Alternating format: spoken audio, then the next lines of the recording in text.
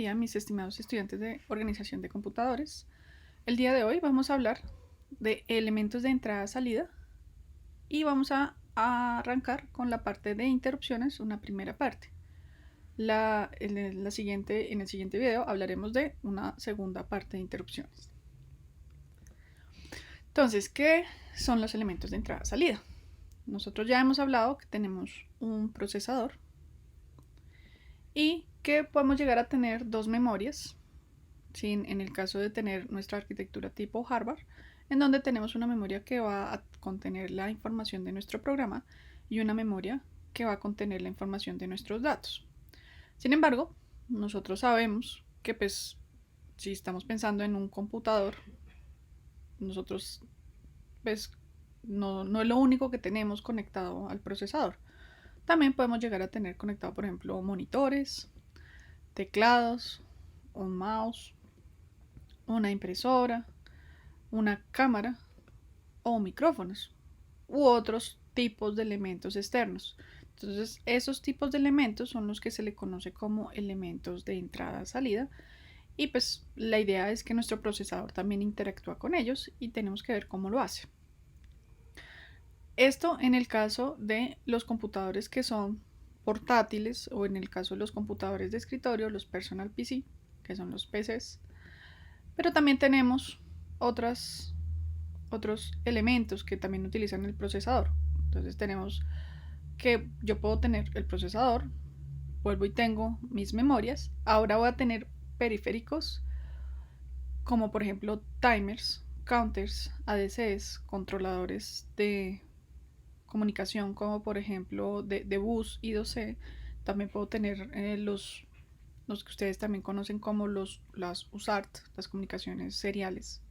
O también elementos como los RTCs, que son los Real Time Counter, que son contadores que realizan conteos de tiempo real, como por ejemplo el tiempo real se refiere a segundos, minutos, horas, días, meses, años, que son muy útiles pues, para llevar el tiempo y que por ejemplo nuestros computadores también lo tienen. ¿No? Si ustedes van y miran la barra inferior en la parte, usualmente en la parte derecha, inferior derecha, pues van a encontrar seguramente la fecha en la cual nos encontramos. Entonces esos son los RTCs y suelen ser periféricos, son elementos externos a nuestro procesador que nos sirven para tener otro tipo de elementos. Todo esto, o sea, lo que es la memoria, el procesador y los periféricos, algunos periféricos, pueden llegar a estar en un solo dispositivo. A ese solo dispositivo se le conoce como microcontrolador. ¿Listo? E igual yo podría llegar a tener también tener un puerto de entrada-salida en donde yo conecte más cosas. Un ejemplo de este tipo de sistemas es el Arduino. En el Arduino ustedes si van y revisan el datasheet de su microcontrolador, se van a dar cuenta que ese señor tiene todo esto, tiene por dentro, tiene timers, tiene ADCs, tiene un controlador de comunicaciones I2Cs, tiene lo de la USART, no tiene el RTC. También existe otro bus de comunicaciones muy importante, por ejemplo, en el caso de los vehículos, que es la comunicación tipo CAN. También hay el tipo comunicaciones Modbus para la industria. En fin, tenemos muchos otros dispositivos que pues, hacen que exista variedad de microcontroladores. Obviamente tampoco, pues no es que solamente existan los microcontroladores o los computadores de escritorio, sino también tenemos la posibilidad de que existen procesadores, bueno, sistemas diseñados para aplicaciones específicas, como por ejemplo los dispositivos, los de ESP, que son los que se encargan de hacer el procesamiento digital de señales. ¿Sí? Son procesadores específicos para eso y pues que en sus momentos, si de pronto quieren estudiarlos un poco más o requieren emplearlos, se van a dar cuenta que en términos generales van a encontrarse con que están diseñados para que tengan instrucciones particulares para el procesamiento de señales y van a tener en conjunto ciertas optimizaciones de las cuales hablaremos en nuestra asignatura. ¿Listo? Entonces, pero en términos generales, yo puedo tener sistemas que contengan pues otros elementos, esos elementos de entrada y salida a nuestro procesador. Ahora la pregunta es, cómo, bueno, además importante aquí mencionarles que cómo se puede conocer que tienen puertos de entrada y salida. Pueden encontrarlo también como con el nombre de GPIO, que es General Port Input Output, que es exactamente el mismo, puertos de entrada y salida. Ese es el nombre en inglés. De pronto si alguno ha trabajado con una Raspberry, ese término seguro les va a sonar, y es el bus que se encuentra al lado, que le permite a uno tener todo lo que sea de entrada y salida, pines de entrada y salida con el mundo externo, en especial con sistemas pues ya que tienen el procesador un poco más, que pues tienen otro tipo de propósitos. En este caso, por ejemplo, si estamos pensando en una Raspberry, pues saben que yo ya no estoy pensando en un sistema que yo configuro simplemente con un programa en C, sino que tiene un sistema operativo que me sirve para controlarlo como si yo tuviera un computador pequeño.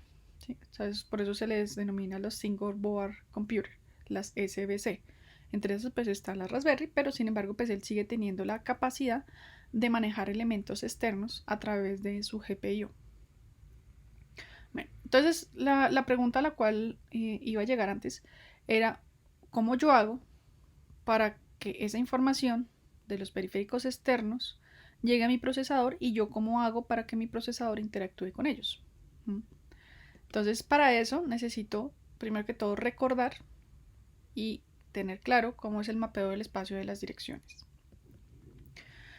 Entonces, en términos generales, cuando yo estoy pensando en un procesador, yo puedo llegar a tener dos o una sola memoria. Sin embargo, en general, literalmente lo que yo estoy pensando es en un espacio en donde voy a tener un programa, donde va a estar el programa que voy a ejecutar. Por ejemplo, aquí lo voy a definir de 0 a 512. En ese espacio voy a poner mi programa. Puede ser que mi programa sea más pequeño, sí, no hay ningún problema.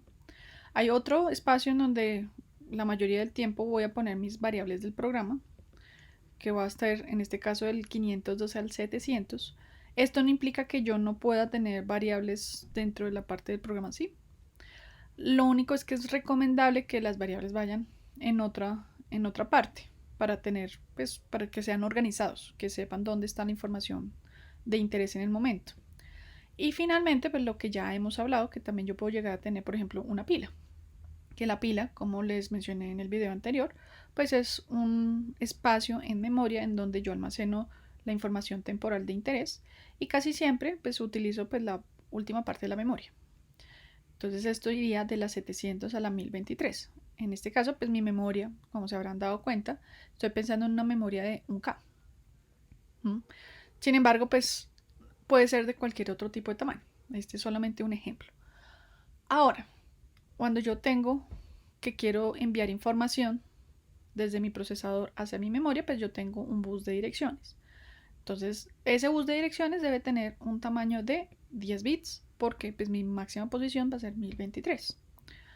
Sin embargo, pues yo también puedo llegar a tener periféricos, esos elementos externos con los cuales yo me quiero comunicar, que son conocidos como los elementos de entrada-salida. Lo interesante aquí es que, si se dan cuenta, mi procesador tiene como entradas y salidas, solamente tengo los buses. Entonces, una de las formas de que yo puedo acceder a esos periféricos es empleando los mismos buses. Para eso, entonces, mi distribución de memoria va a ser la que estamos hablando, y además yo podría decir que en la parte inferior de mi memoria yo puedo llegar a tener, por ejemplo, puedo ver mis periféricos como otras direcciones de memoria. Yo que sé, que en mi primera posición de periféricos está el monitor, en la siguiente va a estar el teclado, en la siguiente va a estar el mouse. Entonces, cuando yo diga en mi bus de direcciones que quiero ir a, por ejemplo, la posición número 1024, pues yo sé que quiero seguramente interactuar con el monitor, por ejemplo, ¿sí? Entonces, ya no tengo solamente ese bus de 10 posiciones, sino que podría yo llegarlo a ver que mi bus de direcciones es de 11 bits, ¿sí? Puede ser que ese bit adicional sea parte de mi bus, o esté entre los bits de control. Puede llegar a ser cualquiera de las dos opciones, es viable. Y yo podría llegar a tener, por ejemplo, en este caso con ese bit adicional, podría llegar a tener 1023 posibilidades, posiciones o direcciones a las cuales yo puedo llegar, que si quiero pueden llegar a ser, por ejemplo, 1023 periféricos.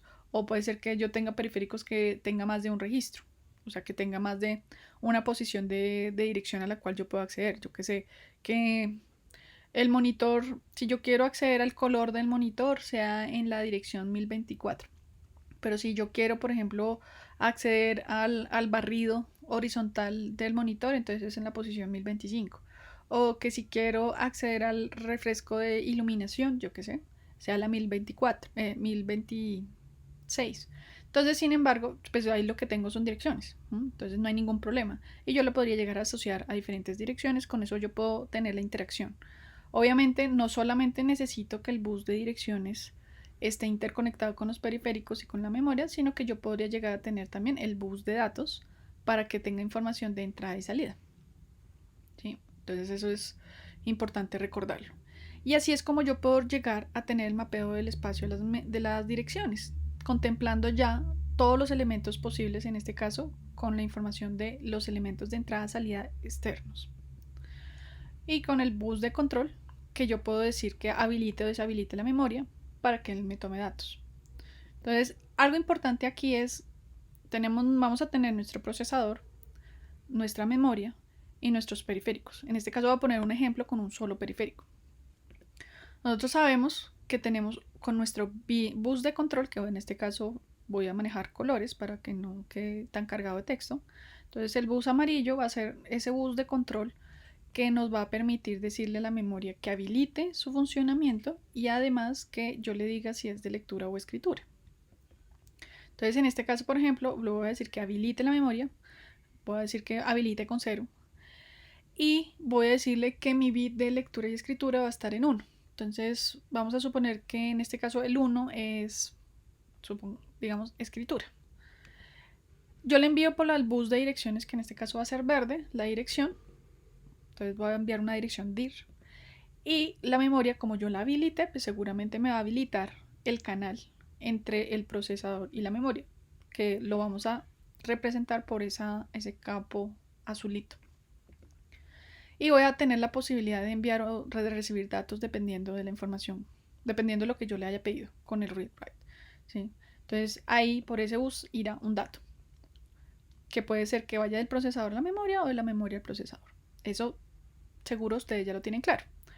Ahora, si yo quiero, voy a hablar ahora con el periférico, entonces voy a deshabilitar mi memoria.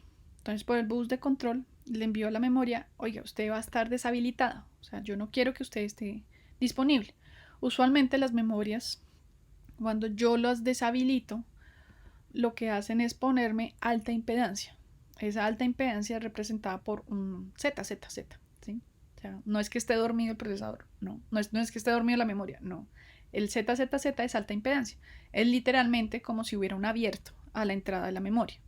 Si yo no deshabilito la memoria y la dejo habilitada y además envío información del periférico, pues lo que va a pasar es que seguramente va a haber un choque de datos. O sea, voy a crear un corto. Voy a poner seguramente, voy a interconectar fuente y tierra sin querer. Entonces, para evitar eso, es que existe la posibilidad de habilitar y deshabilitar la memoria. En este caso, deshabilitarla, como les digo, da una alta impedancia. Es como si ahí no estuviera conectado. Como me es imposible desconectar los cables rápidamente para conectarlos rápidamente al periférico, así es como funciona la memoria. ¿Sí? Y lo mismo seguramente va a ocurrir con los periféricos. Ellos solamente van a tener datos disponibles o cada vez que yo les pida la información. No van a estar los datos ahí siempre pegados porque eso generaría un choque de datos, un corto entre fuente y tierra. Ustedes ya se han dado cuenta que yo solamente puedo tener un valor. ¿Sí? En este caso, de entrada o de salida, solamente un valor debe venir. ¿Sí? No puedo tener más de uno.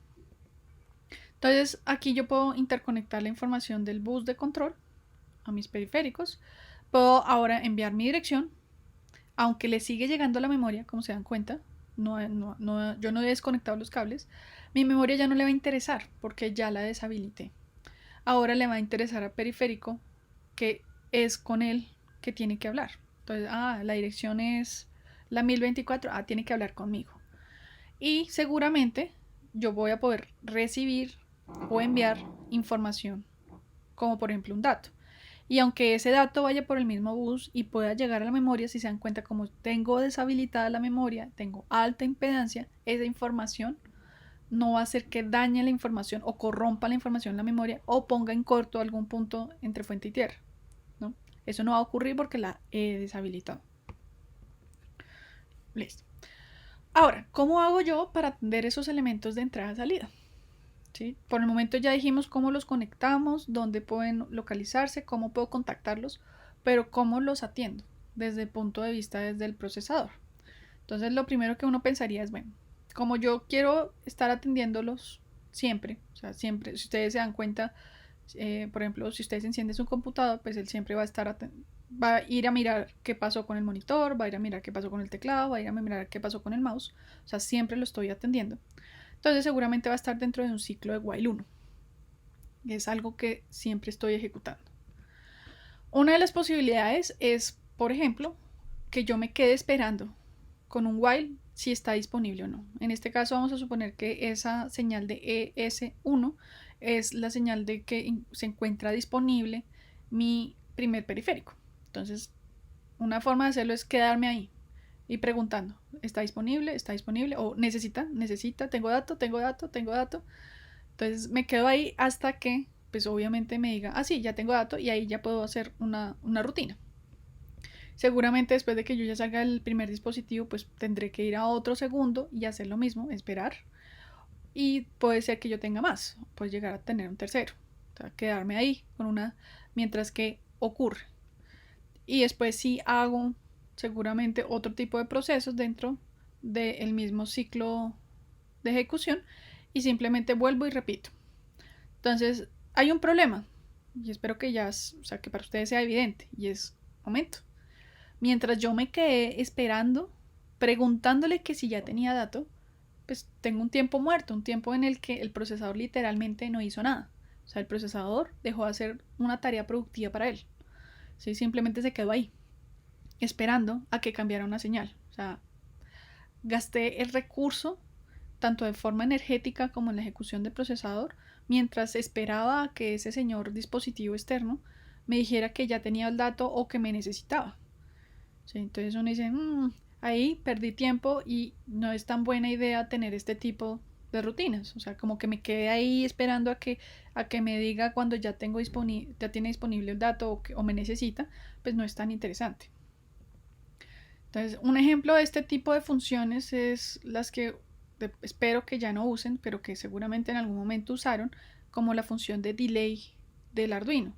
Las funciones de delay bloquean el funcionamiento del procesador. Si se dan cuenta, ahí yo me quedé ahí. O sea, solamente hasta que cambie o hasta que llegue a la condición del tiempo, en el caso de la función de delay, pues siguió ejecutando el proceso. En este caso, pues nuestros elementos de entrada-salida es como si yo me quedara esperando que me llegara un dato por el puerto de comunicación serial. O sea, no, para nada. O sea, cuando llegue, llegará y yo lo atenderé. Pero si me quedo ahí esperando, pues no hice nada más. ¿Sí? Y yo pude haber aprovechado el tiempo para hacer otras cosas. Entonces, para sacarle fruto y funcionamiento al procesador, pues debo de pensar en eso, ir más allá. Entonces, ¿cómo hago para distribuir mejor el tiempo y que él funcione mejor? Entonces, para eso existen, podríamos decir que dos métodos para atender nuestros elementos de entrada-salida. El primero conocido como polling o sondeo, en el cual pues voy a tener de nuevo mi ciclo principal, pero en este caso lo que voy a hacer es eso que está ahí descrito, sondeo. Entonces voy a mirar, voy a preguntarle, oiga, ¿usted ya está disponible? ¿Sí? Entonces voy a decirle primero, por ejemplo, como pusimos a nuestra pantalla, ya tiene dato o pantalla me necesita. Si no es así, pues entonces simplemente paso a la siguiente, al siguiente dispositivo externo, le vuelvo y le pregunto, ¿usted me necesita? Y pues si no, pues simplemente voy a la otra. Y suponiendo, por ejemplo, ahí yo puedo llegar a decir, listo, en la tercera sí me necesitaron y lo puedo ejecutar. Y después realizo un proceso principal. Si se dan cuenta, aquí yo ya no bloqueé el funcionamiento del procesador, sino que simplemente paso a la siguiente. Entonces, ¿cómo se ve eso? Entonces, en la memoria, en el programa, yo puedo decir que tengo, por ejemplo, un inicio de programa. Voy a tener el punto en donde seguramente en una parte de mi programa voy a tener una parte en donde voy a verificar si está disponible mi primer dispositivo. Si está disponible, seguramente iré a una subrutina, o sea, alguna función en donde ejecute la rutina de ese dispositivo. Si voy y miro después cuando termine la retorno y miro si está disponible el segundo y haré una rutina número B. Y seguramente va a pasar lo mismo con una tercera, en donde pues haré una rutina número C. Y al final tendré un proceso principal que retornará al final seguramente con una función o una instrucción de salto incondicional a la dirección 100 y volver a hacer todo nuestro programa.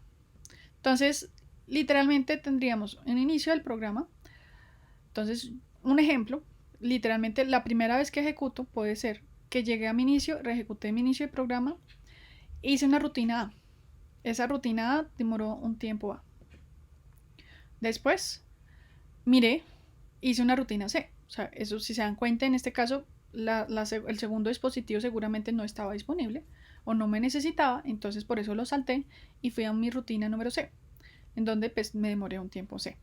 Y seguramente lo siguiente va a ser ir a una rutina de nuestro proceso principal que me ejecutará un tiempo B. Entonces, si ustedes miran aquí, pues yo esperaría volver al inicio del programa. Y si vemos el tiempo, en este primer caso que ejecuté, en el que gasté mi tiempo, fue un tiempo A más un tiempo C más un tiempo B.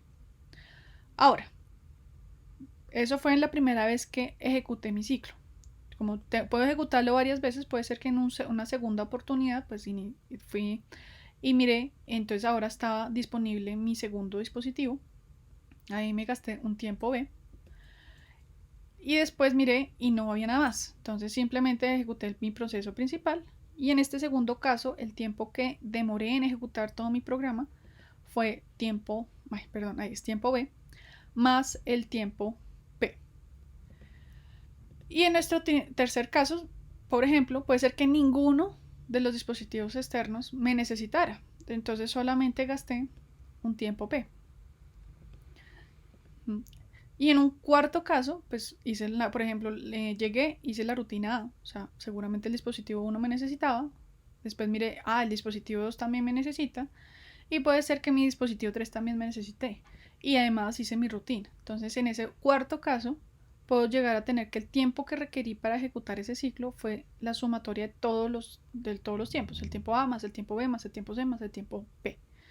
Entonces, ya solucionamos el problema de que no bloqueo mi procesador, pero ahora tengo el problema de que no necesariamente siempre gasto el mismo tiempo en ir y preguntar. Puede ser que a veces me gaste más tiempo, puede ser que a veces me gaste menos tiempo. Y si yo quiero tener tareas que yo controlo en tiempo, que yo quiero tener el control total del tiempo entre una y otra, pues este tipo de sondeo no me va a servir. O sea, me sirve si yo no necesito tener tanto control de tiempo, no me perjudica tener tanto diferencias de tiempos entre ejecución y ejecución. ¿Sí? Puede ser que no sea tan grave. Pero en el caso en que sí sea grave, que yo requiera manejar tiempos fijos, pues definitivamente no puedo emplear este tipo de atención conocido como polling. Entonces, para esos otros elementos, esas otras formas, de seguro ustedes ya estarán pensando en este momento, en ese caso utilizo interrupciones. Entonces, ¿cómo funcionan las interrupciones? Primero, cuando yo tengo que mi procesador tiene que su flujo de operación no tiene habilitadas las interrupciones, pues es normal. Simplemente mi procesador, pues vimos que vamos a tener un ciclo, en este caso un while 1, o sea, va a ser cerrado. No es necesario que mi programa sean así, pero esto es para poder atender los elementos de entrada-salida. Por eso necesito que ese señor ejecute el programa y seguramente vuelva a inicio. ¿Sí? Entonces, cuando yo tengo mi funcionamiento sin ningún tipo de interrupción, simplemente él ejecuta el programa e inicia de nuevo, ejecuta el programa e inicia de nuevo, como lo teníamos antes, como les acabo de mostrar como por polling. Sin embargo, pues cuando yo tengo habilitado las interrupciones, pues lo que va a pasar es seguramente yo cuando esté ejecutando mi programa en algún punto, no me importa cuál, porque no lo conozco, simplemente en un punto seguramente va a entrar una interrupción En ese instante, pues mi sistema tiene que encargarse de ir y ejecutar la rutina de esa interrupción y retornar al mismo punto. O sea, literalmente las interrupciones lo que hacen es pausar la ejecución principal del procesador. ¿Sí? No lo pierden, solamente lo pausan mientras voy y ejecuto la rutina. También después de que yo haya vuelto puede ser que ocurra otra. Entonces, ahí ocurrió una segunda, entonces una interrupción 2. Lo que va a hacer es volver e ir, puede ser de otro dispositivo, entonces puedo hacer otra rutina diferente y retornar al punto del programa. Y ahí yo puedo llegar, terminar y volver a hacer el ciclo. Entonces, si se dan cuenta en este caso, las interrupciones pues pueden primero ocurrir en cualquier momento. Segundo, mi procesador tiene que estar en la capacidad de no perder el hilo en lo que iba. Y tercero, de pronto lo más importante aquí de las interrupciones es que solamente, o sea, que yo atendí al dispositivo, hice la rutina A o la B o la C en el momento en el que realmente ya tenía que ejecutarlo. ¿Sí? No tuve que estarle preguntando, oiga, usted ya está disponible, oiga, usted ya está disponible, oiga, usted ya está disponible. No, sino simplemente él me dijo, ya lo necesito. Entonces le dijo, listo, como ya me necesita, voy, hablo lo atiendo a la tarea y me retorno a donde iba. ¿Sí? Entonces tuve el control total del tiempo sin afectar la ejecución del flujo de mi sistema y seguramente el tiempo en el que yo atendí cada uno de mis periféricos, en este caso mis elementos de entrada-salida, fue en el tiempo en el que lo necesitaba, ¿sí? En el instante en el que lo necesité. Entonces, eso es una gran ventaja de la parte de las interrupciones. Pero la pregunta ahora es, pues, ¿cómo queda nuestro ciclo de procesador? Entonces, como les mencioné al final de nuestro video anterior, pues literalmente lo que voy a tener ahora es, primero que todo, vamos a tener nuestro procesadorcito y seguramente vamos a necesitar una entrada que nos diga cuando haya interrupción. Teníamos que nuestro ciclo de funcionamiento habitual era un fetch, un decode y un execute, que es captación, decodificar y ejecutar, y ahí volvíamos y retornábamos. Ahora, el ciclo completo de verdad del procesador va a incluir mi atención de entradas-salidas como una función de interrupciones. Y para eso pues necesito simplemente que el procesador tenga una entrada específica de interrupción. Entonces ese es un pincito, puede ser uno, puede ser varios, que me diga, que me indique que tengo interrupción y que tengo que pausar el funcionamiento de mi procesador e ir a atenderlo. ¿Cómo hago esa atención? Entonces para eso, este video vamos a hablar de las fases de atención de una interrupción. En términos generales vamos a tener 9 etapas, como se muestra en el diagrama superior, en donde tenemos la fase de atención de la interrupción. Entonces, nuestra primera fase es que el programa principal, el que se está ejecutando, va a habilitar la posibilidad de atender interrupciones. ¿Sí? Si yo tengo deshabilitadas, como ya vimos, pues si yo tengo deshabilitadas mis interrupciones, él va a seguir haciendo su proceso, va a seguir haciendo el proceso cíclico sin ningún tipo de modificación, ningún cambio en el flujo del programa, pues acaso que tenga otro tipo de instrucciones como de subrutina o de salto condicional o incondicional. Sin embargo, pues de ahí para allá no hay ningún otro cambio adicional. ¿Sí?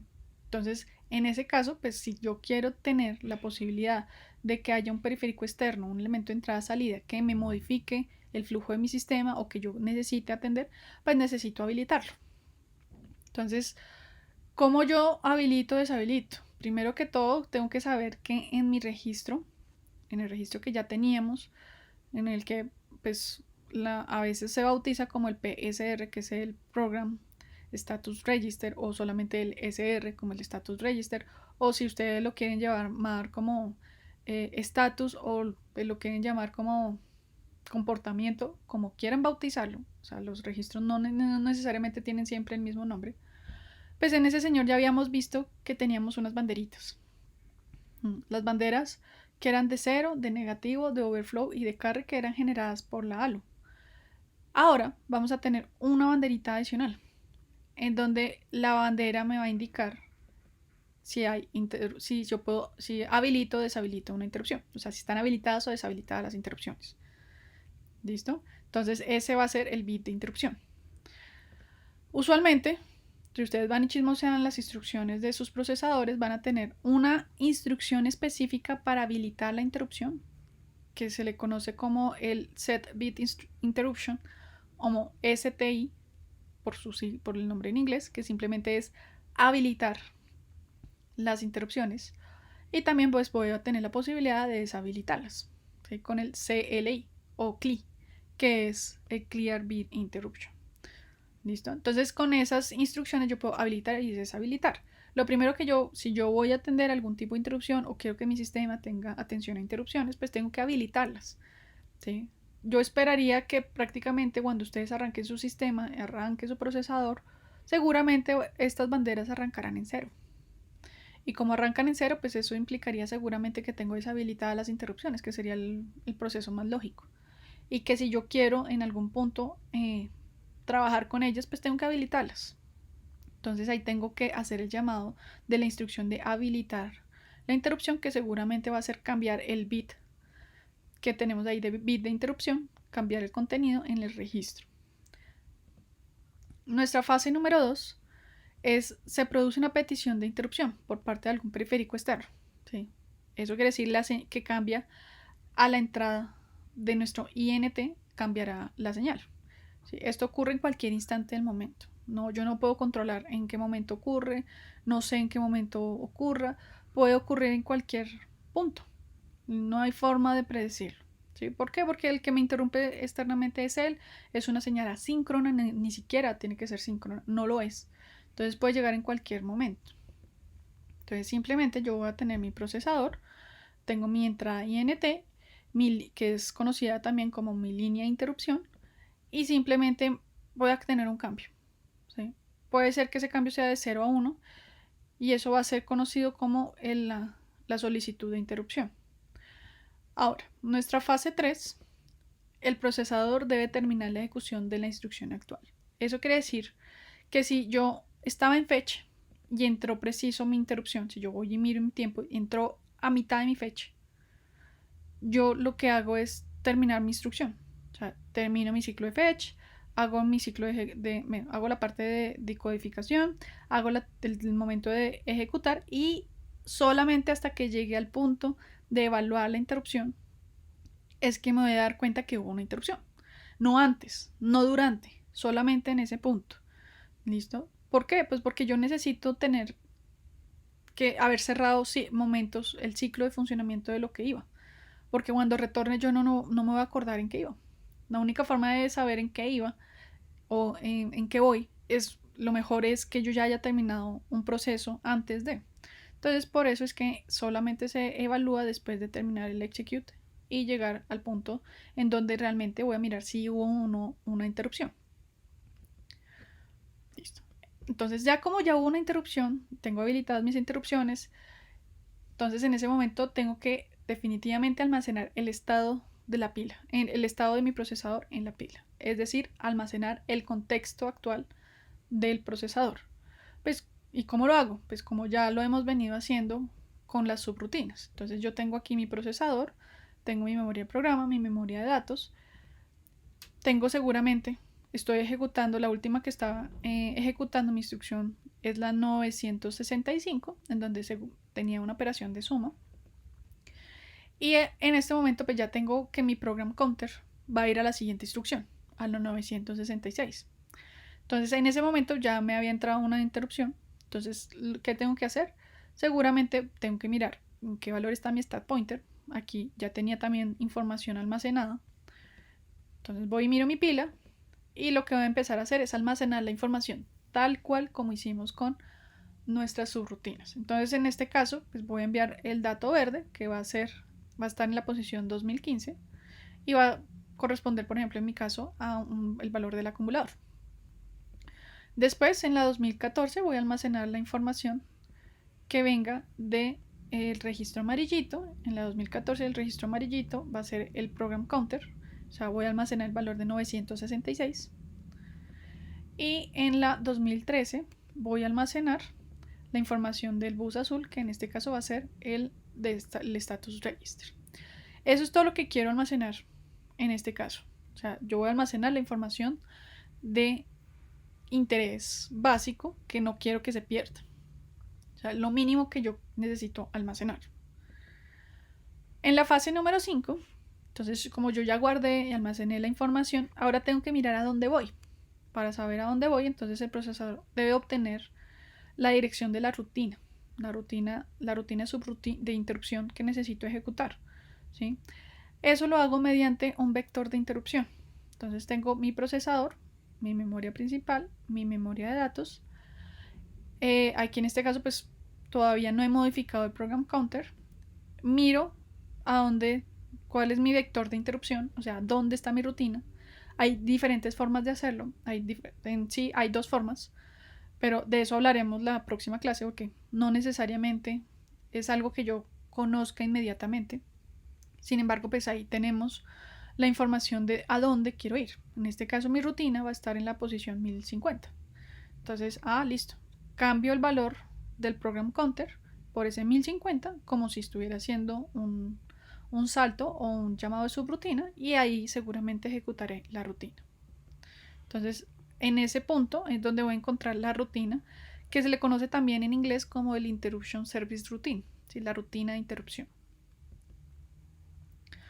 Bueno, es importante que antes de que yo empiece a ejecutar, yo deshabilite las interrupciones, al menos durante la primera instrucción. ¿Para qué? Para evitar el bucle. ¿Por qué? Porque cuando yo tengo mi señal de interrupción, mi periférico no va a bajar esa bandera de interrupción hasta que yo lo atienda. ¿Sí? O sea, él va a estar diciendo, ya lo necesito, hasta que yo lo atienda. Entonces, cuando yo voy a empezar a atenderlo, pues él no sabe que yo lo estoy atendiendo. Eso quiere decir que todavía la señal de interrupción está en alto. ¿Sí? Entonces, como está en alto, entonces el sistema va a creer que entró otra interrupción y esa otra interrupción pues va a tender a atenderla.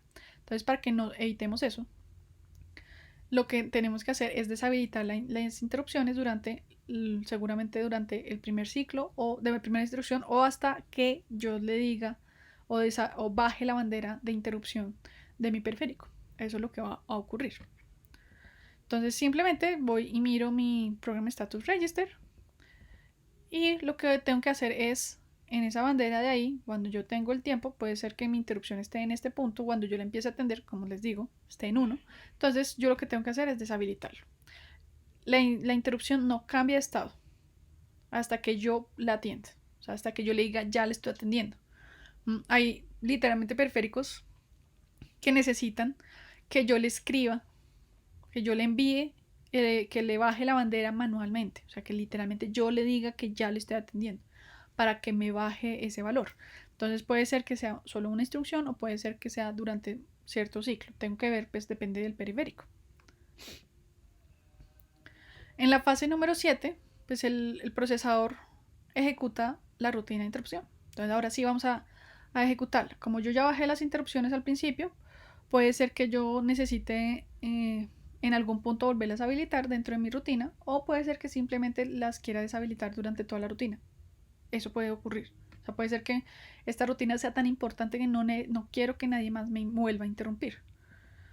Entonces lo primero que tengo que hacer es almacenar en la pila, en nuestro stack, los registros adicionales que se van a modificar en la rutina. Entonces, cuando yo estuve al principio, cuando tuve mi llamado de la interrupción, yo almacené el contexto principal. ¿Sí? ¿Se acuerdan?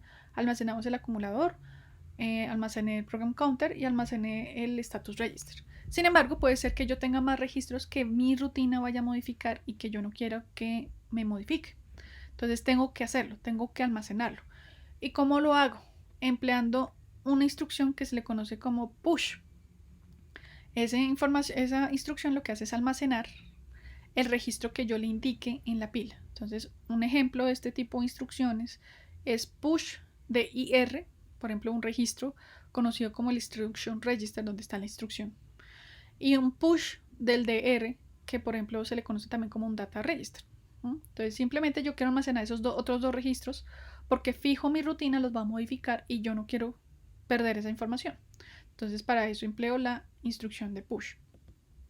Entonces literalmente lo que voy a hacer en mi pila, tengo mis registros, y lo que voy a hacer poner encima otros.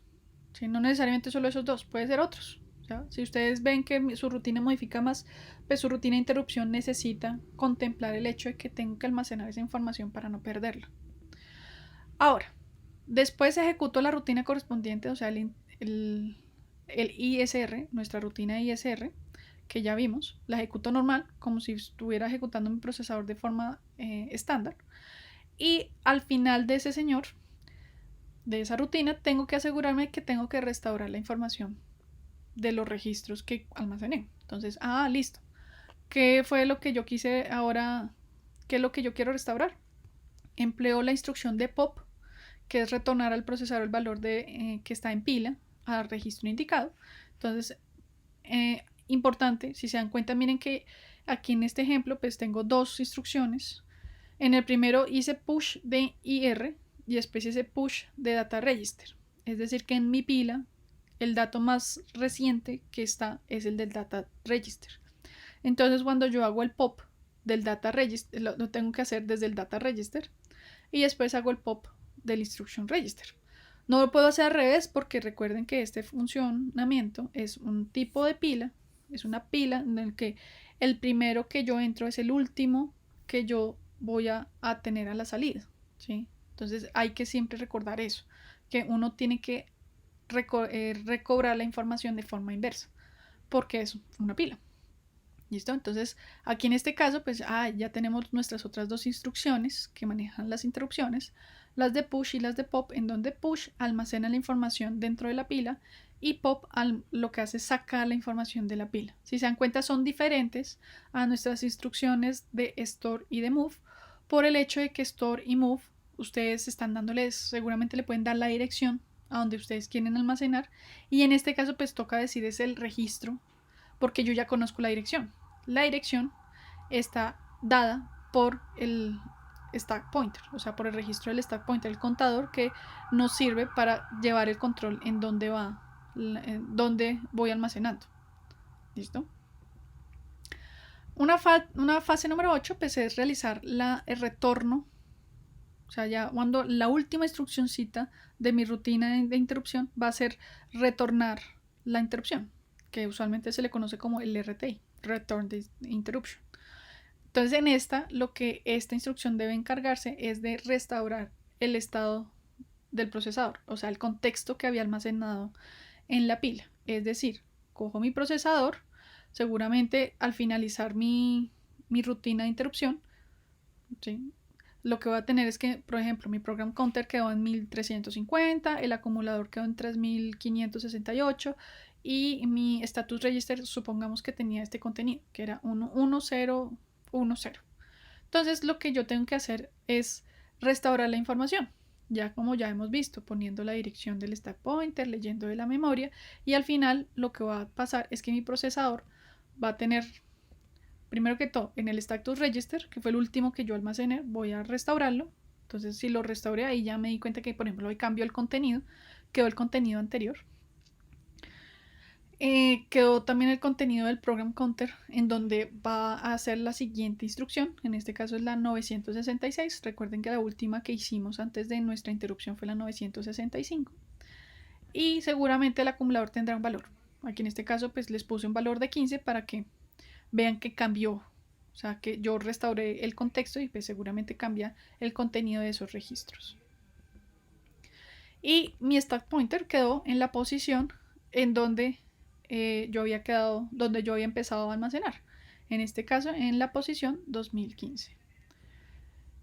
Seguramente al inicio ese stack pointer tenía un valor de 2013. Entonces recuerden que en este caso pues yo en mi posición, cuando mi stack pointer es un valor más grande, eso quiere decir que voy vaciando mi pila, y si es un valor más pequeño es porque voy voy metiendo datos a mi pila. Entonces aquí simplemente la última parte, cuando yo hago el retorno de interrupción, al igual que cuando hacíamos el retorno de la subrutina, lo que hago es restaurar el contexto de estos registros, que son los que usualmente uno almacena. O sea, uno puede llegar a almacenar más, sí, eso depende mucho del diseño de su procesador. Como se dan cuenta, yo puedo, dependiendo de la rutina, el contenido propio de la rutina, yo puedo almacenar aún más otros registros, que eso es algo que diferencia a la interrupción de un manejo de subrutina. En el manejo de la subrutina ustedes siempre almacenan lo mismo. En el caso de las interrupciones es posible que no almacenen siempre lo mismo. ¿Y quién controla qué almacena y qué no? Ustedes cuando hacen las funciones de push y de pop. Entonces, eso es una gran diferencia. Y hay que tener en cuenta que ustedes me dirán, pero profe, ¿por qué tengo que almacenar más?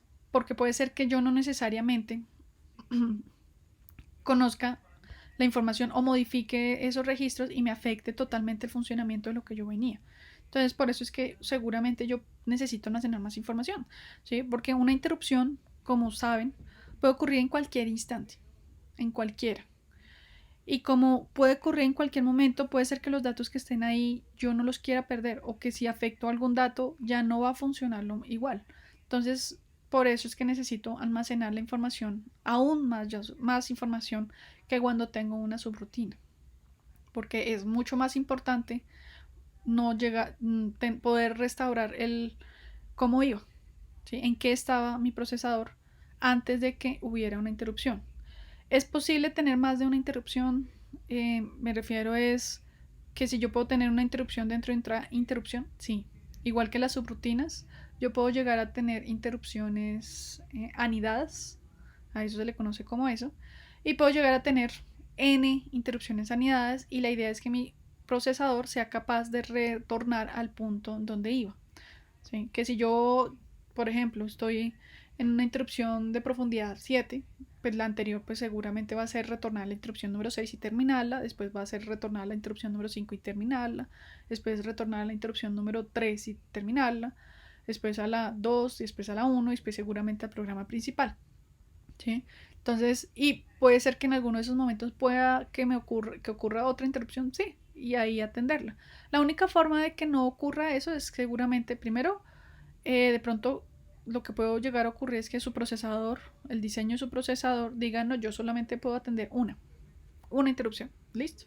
Entonces solamente puedo atender de una interrupción. Puede ser que maneje interrupciones anidadas, listo.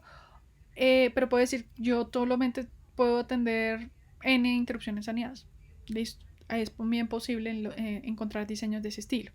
También puede ocurrir que lo que les mencionaba, que la interrupción sea tan importante, o sea, esa tarea sea tan importante y necesito acabarla, que no quiero que nadie más me moleste y mientras yo ejecute mi rutina. Entonces, simplemente dentro de mi rutina va a quedar deshabilitadas las interrupciones. Entonces, un ejemplo de eso es este señor, esta rutina. En esta rutina, si se dan cuenta, miren que el bit que corresponde al bit de interrupción es este señor de aquí, este 0 que está acá. Entonces, aquí en esta rutina, por ejemplo, se deshabilitaron totalmente las interrupciones. O sea, no pudo entrar ninguna otra interrupción mientras yo estaba en esa rutina. Sin embargo, cuando yo restauro el contexto, pues lo que va a ocurrir es que seguramente va a quedar habilitada las interrupciones, que esa es la fase número 9, que el procesador va a retornar a su programa principal y van a quedar habilitadas las interrupciones correspondientes. Entonces, simplemente el procesador lo que va a hacer es seguir ejecutando. La última, si se acuerdan, la instrucción anterior que había ejecutado fue la 965. Como yo restauré el contexto, pues quedó el 966, entonces él va a seguir haciendo nuestro ciclo de fetch, decode y execute tal cual. Entonces va a poner la dirección, va a traer el dato y va a ejecutar el proceso. Entonces, para el procesador es como si nada hubiera pasado. ¿Por qué? Porque yo restauré todo. Si yo modifiqué algún registro dentro de mi rutina de interrupción, seguramente lo almacené y lo restauré al finalizar para que no hubiera problemas. Entonces, para él es como si él hubiera ejecutado su rutina de forma transparente. Y eso es algo que tiene que quedar súper claro. En el caso de las subrutinas, ustedes ponen la subrutina. Ustedes saben en qué van, saben qué proceso están haciendo. ¿Sí? Ustedes conocen efectivamente cómo están. Entonces, por eso es que ustedes no necesitan almacenar nada más que ciertos registros importantes, porque necesitan saber a dónde tienen que retornar. Entonces necesitan almacenar el program counter. De pronto que requieren almacenar el valor de resultado, entonces pueden almacenar el acumulador. De pronto no quieren modificar o quieren tener el conocimiento de las banderas, pues pueden guardar el status register, ¿sí? Sin embargo, puede ser que cuando ustedes hagan el llamado de la subrutina, ustedes solamente necesiten, o solamente almacenen, por ejemplo, el program counter, porque solamente quieren saber a dónde retornar. O sea, existen esas ambas formas. A mí me gusta almacenar las otras dos porque no quiero perder en qué iba. Pero si se dan cuenta, las subrutinas ustedes saben en qué van. Ustedes saben por qué las ponen, en qué punto las ponen y para qué las ponen. Entonces, literalmente en tiempo, ustedes controlan en qué momento ocurren las subrutinas. Por eso, suele ocurrir que ustedes solo almacenan en las subrutinas el program counter. En cambio, en el caso de las interrupciones, ustedes no saben en qué momento ocurren. Ya les mencioné que puede ocurrir en cualquier instante. Pueden estar haciendo cualquier cosa. Mientras que estén habilitadas las interrupciones, su sistema tiene que ser capaz de ir a atender la interrupción. Entonces, como es capaz de ir a atender la interrupción, yo debo almacenar en qué voy. Entonces, ahí sí no hay forma de perder la información de, por ejemplo, de las banderas. Puede ser que preciso la siguiente instrucción fuera una instrucción de salto. Entonces yo no puedo llegar a perder la bandera que tenía antes. Necesito almacenarla para poder cuando llegue evaluar la condición de bandera. ¿Sí? Entonces por eso no lo puedo hacer, no lo puedo perder. Igual el resultado puede ser que no lo hubiera almacenado. Y cuando vaya a atender la interrupción, pues ese registro donde esté mi resultado seguramente va a ser modificado por alguna operación del ALU. Entonces no quiero que pase nada, quiero que todavía tenga datos o el dato del resultado que me había dado. Entonces por eso es tan importante almacenar la información también del acumulador. Y pues obviamente el program counter es muy importante por el hecho de que yo debo saber en dónde iba. O sea, quiero volver y retornar al punto en el que mi procesador estaba ejecutando. Y el único punto, el único registro que conoce esa información es el program counter. ¿Sí? Entonces por eso necesito almacenarlo. Y eso es lo mínimo que yo debería almacenar.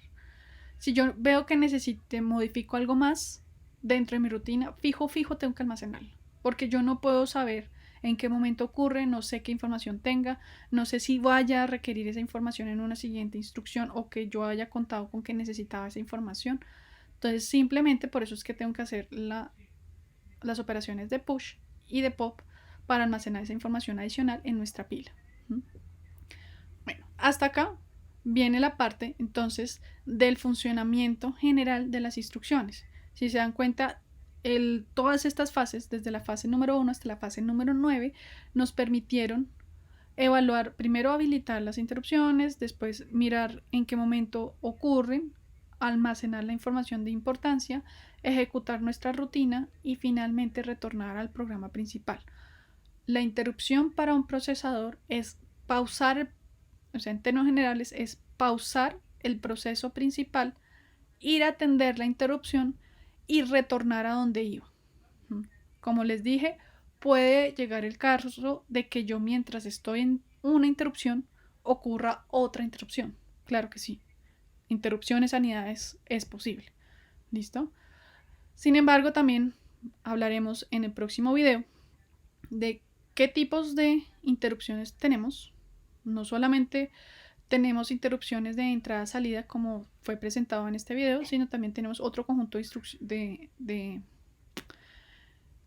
interrupciones que pueden ocurrir, ya miraremos cuáles. También hablaremos del vector de interrupción, de dónde viene, o sea, de dónde saco esa información, de dónde está esa rutina. Si se acuerdan, la rutina de Interruption Service Routine, ¿de dónde sale ese número, esa posición? Porque no va a venir, si se dan cuenta, no viene en ningún lado. No es como en una subrutina. En una subrutina ustedes seguramente la instrucción de subrutina viene acompañada de la dirección donde está la subrutina. En este caso, la interrupción es solamente un pin. Entonces, ¿cómo yo sé o cómo yo conozco a dónde tengo que ir? Entonces ahí veremos que existen dos tipos, que son las denominadas vectorizadas y autovectorizadas. Y también hablaremos de las prioridades de las interrupciones. Si se dan cuenta, no necesariamente no siempre que me interrumpan yo estoy interesada en ir a atender. Es probable que dependiendo de si es más importante una interrupción que otra, pues pueda hacer caso omiso de esa otra interrupción. Entonces a eso se le conoce como prioridades y hablaremos de cómo se hace para tener las prioridades. Al igual que para terminar la próxima temática hablaremos de algo que se le conoce como enmascaramiento, que es cuando tengo múltiples líneas de interrupción. ¿Listo? Entonces hasta acá va este video. Espero que lo estudien tranquilamente. Por favor, no olviden escribir todas sus preguntas para poder resolverlas en clase. Muchas gracias por toda su atención y hasta luego.